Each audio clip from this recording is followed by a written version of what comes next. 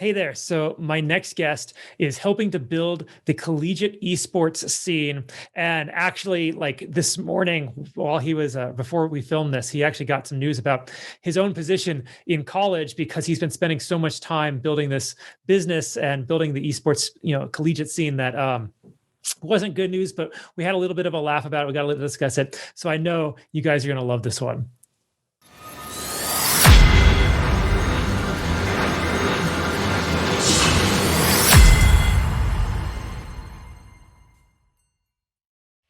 Hey there, everybody. Welcome back to the Gamerpreneur podcast. I'm your host, Dr. Bradford Carlton. Today, I have a very special guest with us. I have Caleb Glube. Hey there, Caleb. How's it going? It's going good, dude. I was complicated in this crazy schedule as ever, but it's going good. Hey, I feel you. Where do you hail from, Caleb? I am currently in Tampa. I've been all around the place, but I'm going to be going up to Toronto in 2 weeks, so I'll be back there for a while. Oh, man, from Tampa up to Canada. Are you prepared? Yeah, I grew up in Canada. It's actually a little too hot down here for me for the most part. I moved to Las Vegas just to get away from the snow, so I understand somewhat. All right, so Caleb, I like getting the show started, just getting right into it. So why don't you begin by just telling us a little bit about yourself, please?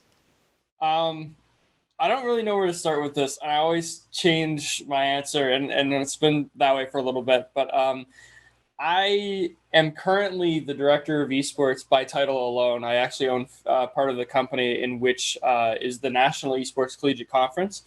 We focus on developing esports for mainly players in our conference as well as the schools in our conference, basically allowing programs to have an experience in which actually mirrors the level of compete of what your program is, but also focusing on the development of players and hopefully the building of a pipeline for esports in a proper fashion. So that's the current thing. But a little bit about myself kind of stems from kind of how I grew up and that kind of stuff. So I was in a situation when I was younger when I was playing games and I was doing a bunch of gaming stuff, but I was really focused on sports. And then that kind of all changed when I tore my ACL because that's the end of the story. So while I was still playing in events and I was still competing in esports and in all honesty, being a professional for most of the ways, being able to live off my own salary, kind of stuff like that, I tore my ACL and then I had to totally rethink what I was going to do. I couldn't go to school for athletics anymore. And I had to come back and say, well, how am I going to develop? What's my next step? What does that look like for me? And because of that, I ended up going to a much smaller school than what I was supposed to for esports, which kind of developed the whole being able to build the National Esports Collegiate Conference. So it's a good little story, but it's a lot longer than that. There's a lot more key details in which kind of changed my thought over the years. But there's been a lot of great people along the way, and that's just like a short bio. Beautiful. That's fantastic. And you gave us a lot to talk about here in a couple minutes. But before I do that, I actually start every interview with a single question. So I'm going to ask you just like I ask everybody else. So on a scale of 1 to 10, 10 being high, how weird are you, Caleb? How weird? Yep.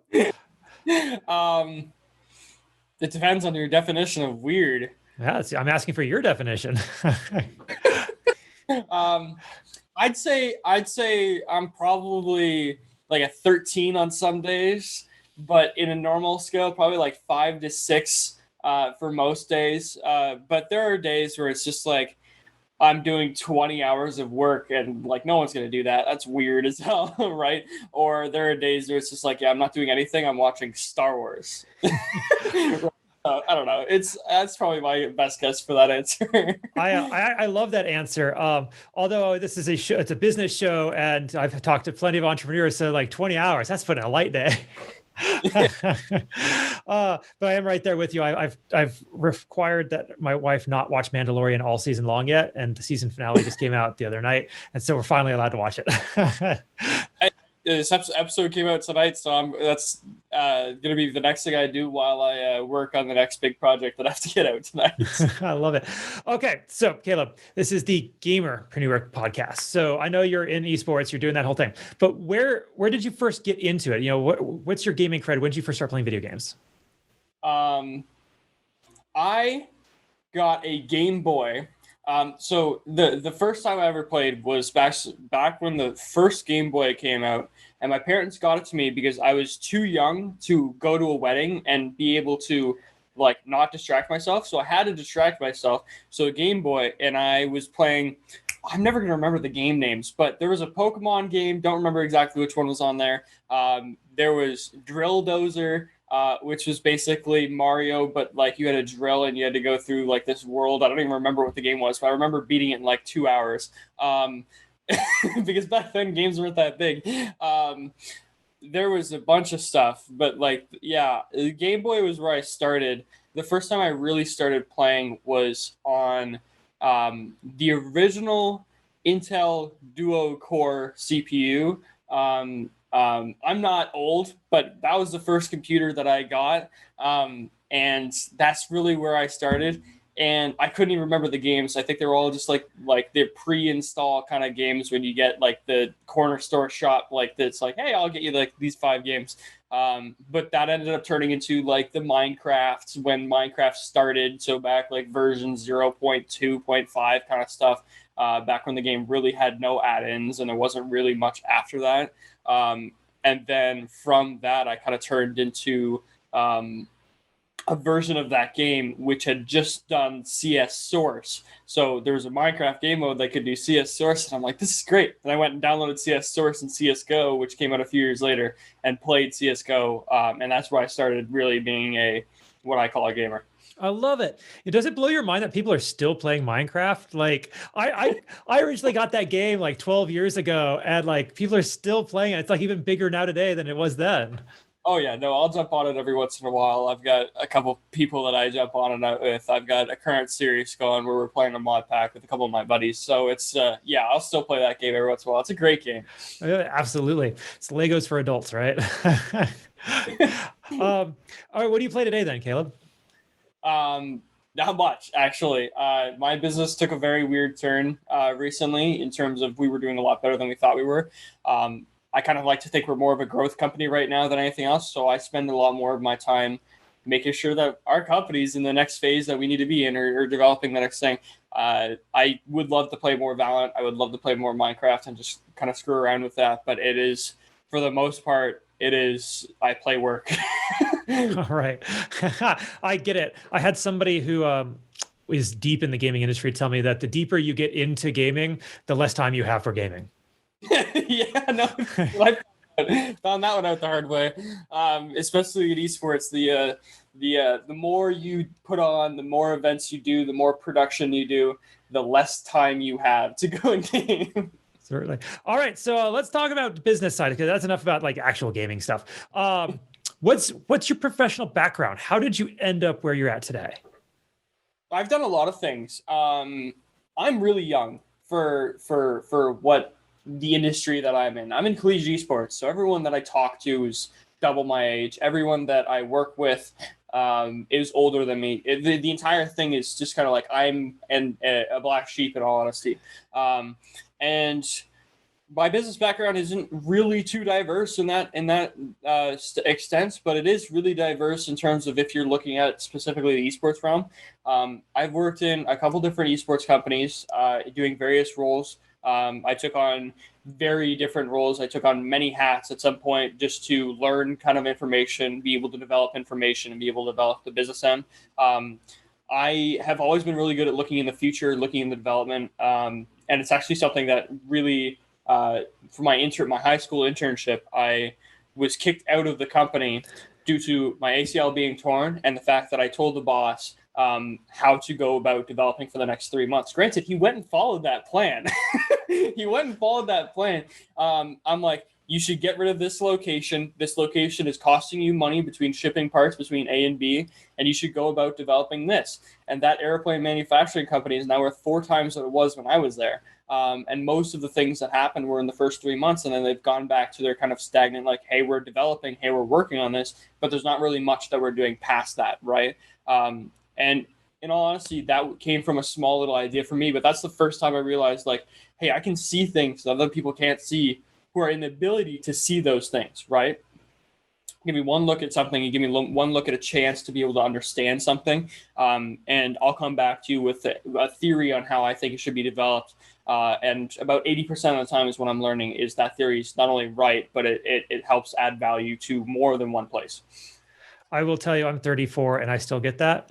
I'm right there with you. Like, I see the business, like, I'll do these 3 things. They're like, what do you know? I'm like, well, I got this extensive resume, but but other than that, all right. So what do you do now? Like, what's the company that you're working for? What's your position in the company? Lay that out for us again, please. So the company that I work for right now is the National Esports Collegiate Conference. The base premise is I'm the director of esports. Now, the reason I have that title is mostly due to the fact that we don't operate fully as a company just yet. We're still working off of breaking off of our NCAA division conference, which means we're still switching over most of our prefaces for that. However, I am a part owner in the development of this, so I do kind of most of the executive level work. Although being a growth company, being kind of in a phase where we're always kind of adding something new or doing something new, and it's always adding value. I just added 14 interns in the last 2 weeks from colleges. Great thing to have is when you're in the college industry, you can just pull interns from literally any school that you're playing in. It's one of those phases where I'm in a situation every single day where I could be doing anything. I've run the production, which the production booth is right behind me right now, which I never thought I'd do, by the way. I was developing graphics. I was making sure our posts were going out on time. And granted, I'm terrible at social media. I was running and developing that, making sure that it was all happening. Something that's going to get released today is more of a personalized note to each of the schools on that kind of thing. I have made sure we had rule books. I've made sure that we had development. I was making sure we had business plans. I was making sure, like, everything that has ever been developed as part of the NECC, I have had some either influence on or last say on or development in terms of what is happening. And for that, I can't give you a specific role in terms of what I'm doing other than everything. I know, that's incredible. That's what most entrepreneurs are, right? They have to put on every hat and hope they don't all topple at once, right? So, has this been a challenge for you? Is this like pushing you beyond your boundaries? Is this just kind of, easy? Like, how is it being in this position? I was supposed to be a college student. And I say that in literally this morning, I got a note from my school saying, you're no longer allowed to come back due to the fact that you failed out of this many classes, which I just woke up this morning when I saw that email because I was up till 4 a.m. working on the project that needs to be done like in 3 hours, 4 hours. I was in this kind of mode this morning where I was just like, this is gonna make for a great book one day. like I got kicked out of school because I was too busy focusing on whatever business I was working on at the time, right? I was just developing everything that I could. And granted, I've been able to do a lot of things that person my age couldn't do. I think that it's been extremely exhilarating and it's been stressful, and it's gotten me to the point where it's like I've really learned a lot more about myself and how I should develop and how I learn and how I manage and how all of these things work in my life. But the main thing I have to say is it's been an exciting experience to learn, to be able to learn every single day and to be able to continue to develop every single day and have conversations like this. All right, that's great. I mean, not so much that you got kicked out of school, but that you found your path, and to be able to do it at your age is absolutely incredible. Not that I'm being ageist here in any way. It's just no, there's a lot of people roughly your age, kind of in your demographic there, who wish they could get into this, who wish they could be doing it, but they're not. So what's different about you? What's special? What's setting you apart from everybody else? I think it's a couple of lucky things happened in my life. I had a lot of really good relationships. I had a lot of really good development in the companies that I used to work for or with or develop for. I've always been kind of understanding of how to make money and how to develop a company that makes money. Like, that's something that's come naturally to me for a very long time. But the difference between me and someone else my age, and the only reason I know this is because I've lived with 2 roommates my age. I went to high school and college, and I was doing these things all the way back in high school, right? The main thing that I see is a lot of these people don't understand a few key principles of life, like how to manage their money or how to manage their time, right? And that's something that I learned and had to learn and continually relearn as I get into these kind of conversations, right? Like, there's a project, it's due. You got to do it by that time. You don't leave it till last minute. And even though there are projects like the one I'm working on right now, I'm going to keep saying, just because it's stuck in my head, that get done last minute, it was still being worked on for a week and a half, and we still had iterations of what it looked like, and we still have what this could have been, and or how it could have developed, right? And it took a lot longer than we thought it, which is why it ran all the way up to the last minute. But there's still lots of things that could happen in order to develop it. I think the real difference between me and someone my age is that I got a few basic principles about how to live on my own and how to develop on my own in order to go and do these things that are extra in my life and develop extra things in my life, right? I love it. That's a fantastic answer. Okay. How does somebody who has not been exposed to that start? Maybe like this is their first instance of hearing, like, I have an option other than what my parents told me to do. Like, where do they go?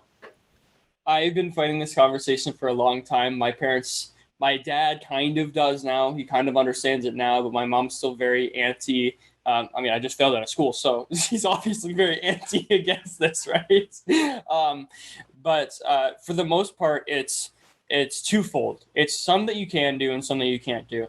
The first part is there's lots of jobs in esports now. And this is things that you can do. This is things you can be a part of. For example, your podcast. I guarantee you're making at least some money from your podcast, but it's something you have to go out and invent and do, right? There's editing, there's graphics arts, there's management, there's development, there's tournament organization. There's all kinds of options for people to get into esports. It really just takes, where can I go and find this option, right? And how do I go about developing that? Or what do I need to go and develop that, right? And those are certain conversations that don't happen unless you look into it. The other 50% of it is based on the industry, which you can't even control. I'm starting to get into a position where I can start to control like how the industry develops in some faucets, but like it gets to a point where there's only so much that the esports industry can do without actually telling the other 50% of the world what's going on, right? And this is just mainly due to the fact that we've only had one person ever jump the bridge between gamer to real life celebrity, and that is Ninja, Tyler Blevins. He's the only person ever to actually go and develop a brand outside of esports. And because of that, we don't have that outside of the brand yet, right? So like a basketball player, anyone could go and name a couple basketball players because that's a worldwide phenomenon, right? Anyone could go and name a couple of soccer players. Again, a worldwide phenomenon with lots and lots of viewers around the world, and companies recognize it in or out of the in the industry, right? In esports, game companies recognize it. A couple of major companies that know what's going on, like Red Bull, recognize it, but no one else, right? So it's really dependent on the esports starting to bridge the gap, and maybe it's going to take a generation to go and croak, but like in all honesty, it's going to take a little bit of time for us to realize how much there is in value in this and where the future is in this. And then once we have that development, there's going to be two kind of generations that are really involved in it at all times, just like every sports is, right? The main two generations in which you're always playing are the athletes or the coaches, or the two coaches or the generations that are really involved in it,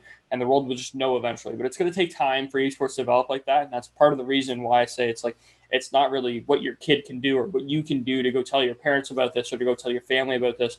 It's going to take the esports industry developing to the point where we can go and say, I actually know a little bit more about that because they actually have information or history, right? We're very young. We're very young. Absolutely. It absolutely needs to be normalized in the eyes of greater society to be able to have that legitimacy.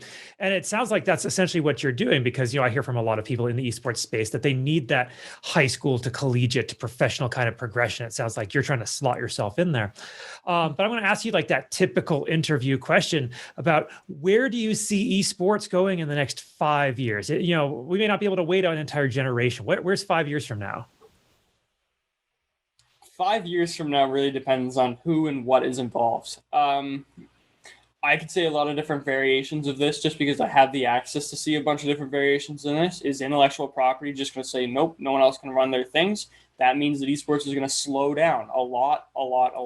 I expect some companies to do that and some companies not to do that. We just, in the collegiate industry, we just ran into a problem where EA told everyone that they can't play their games anymore. Because some big company who EA is already partnered with is getting into collegiate esports, and now they're the only option in which they can play, which is a problem, right? That creates problems. But intellectual property can legally do that right now, and we'll be able to continue doing that.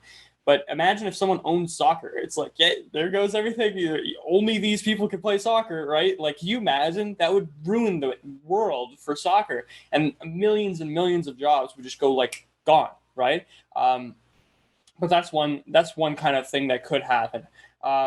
My expectation is in the next 5 years of esports and collegiate esports, we're going to follow a lot along the ways of kind of early football. And just because we're starting to get to the point where you can understand what early football looks like. Everyone was looking at these kids and saying, well, they're going to go hurt themselves. They're not even wearing helmets, right? Let's get some leather helmets on them, right? And a company went and made leather helmets for these football players.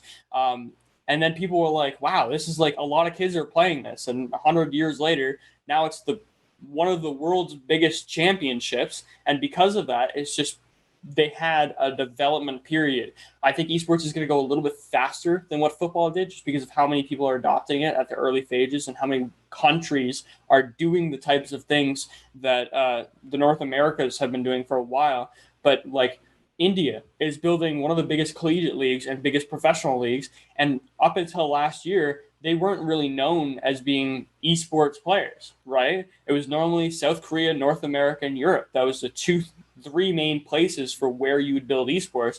And now India has become a major player. Australia as well. They've become major players in Overwatch and massive games like that. But just because they've got access to it, right? I think the accessibility helps the development of esports a lot more. So in the next 5 years, I could see us being a lot bigger than we currently are and have a lot more notoriety than we currently do have.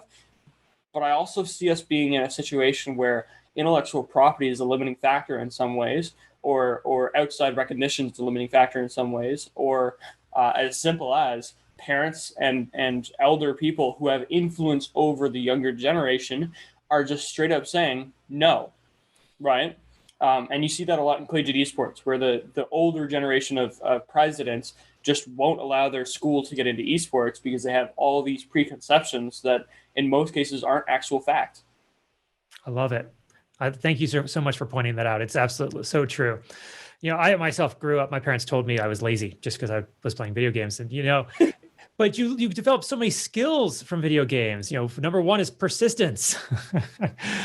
So, okay. Now, Caleb, I want to talk about you a little more personally, if we can. This is the part of the show where I kind of like pull back a little bit. And I'd like to know, I believe that we learn the most from our failures rather than our successes. It's when you get smacked in the face, knocked down, that you have to figure out how to pull yourself up, dust yourself off, and move forward. So I'd like to ask you, what do you consider your biggest failure in life, and what did you learn from it? I always do failure with a regret. In all honesty, my biggest regret in my life is actually not asking a girl out. Which is, it's just funny. It happened so young, right? I could have, who knows what could have happened. I could have been still dating the girl now. But in all honesty, my biggest regret, and always will be my biggest regret for a long time at least, is not asking a girl out, right? Very simple, very niche, very odd.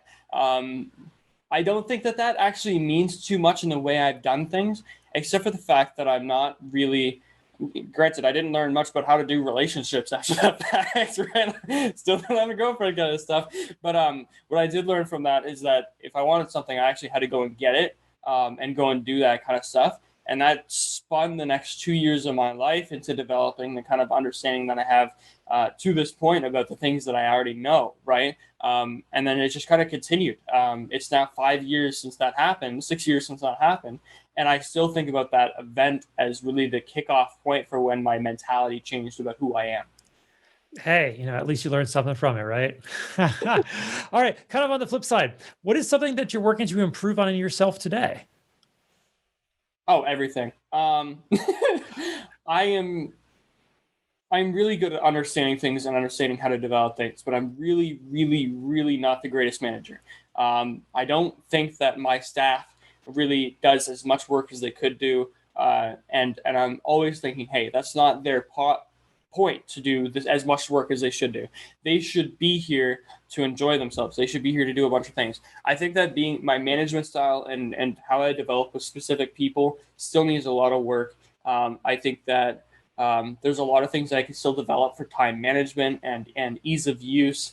I think I like to think I'm cleanly, but every once in a while I've got things like I didn't make my bed this morning or something like that. Like I'd like to still develop a lot of things about how I work and how I manage. But it's always going to come down to every single day is a different battle in terms of what you're looking for, what you're working for, and how you go about it. And as long as you have the right people around you, you will be able to get through most of those struggles. Fantastic. Okay, one more fun question before we start to wrap this up. What is something that you think people misunderstand about you the first time they meet you? Everyone thinks I'm a dick. Say that, but I didn't have that impression.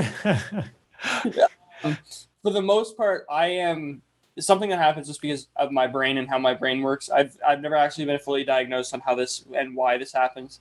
My doctor, before I left from Canada, thought it was something to do with maybe I was slightly autistic or something like that. But I have no understanding of human emotion. I have no understanding of how to go about certain conversations. And just due to that fact, for the most part, facial expressions are the only thing that I understand, and that's because I have to look at them and understand them and continually develop how I deal with facial expressions, because each person is different, and you all have microtells and you all have this kind of information. I have to think about that every time I'm in a conversation with anyone, and because of that, I am kind of limited to what I can and can't do in terms of personable kind of stuff. And sure, that might have helped out for the girl a while ago, but the main thing is for me, it's people think I'm either an arrogant kid who's in a position because he bought his way into it, or I am just straight up a dick because I am someone in which is very construed and kind of mean about the way he kind of goes about things. I don't ever mean it that way, but sometimes it comes out that way, and I just don't know it until someone specifically tells you, hey, that happened, right? And I get a lot of people are kind of like this, but like I am like fully like this. Like I don't actually know if I piss someone off until long after when someone else has told me, hey, you pissed them off and that's why you haven't talked to them for 2 weeks. I'm like, oh. Or didn't mean, I'm like, tell them I'm sorry, I didn't mean it, but like still like, oh, it's like a oh crap moment where it's like that just happens for me, and it sucks, but it happens, and that's how I work, unfortunately. I will tell you, as soon as you have a partner, you get married, my wife kicks me basically every conversation I have with somebody. Like, why would you say that? Like, what did I didn't, what? I understand. Okay. Caleb, this has been a fantastic interview. Thank you so much. How do people find you? How do they reach out? Social media, email, all that, please. You can find me on Twitter. My Twitter is @Globenator. You can find the company at Twitter as well.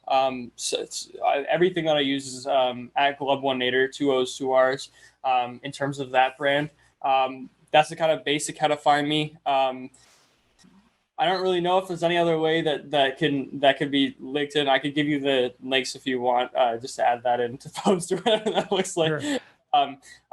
Yeah, I'm pretty accessible. If you guys want to email me, you can email me at caleb@neccathletics.com. Ask me more questions about what's going on or how to get into whatever a part of. If you're looking to get into collegiate esports, you don't know where to start. I've got lots of schools who are looking to recruit players every single day, that kind of stuff. So it's a lot of fun, the industry that I'm in, and I've got a lot of different conversations going all at once. But yeah, that's the kind of main sources to reach me at.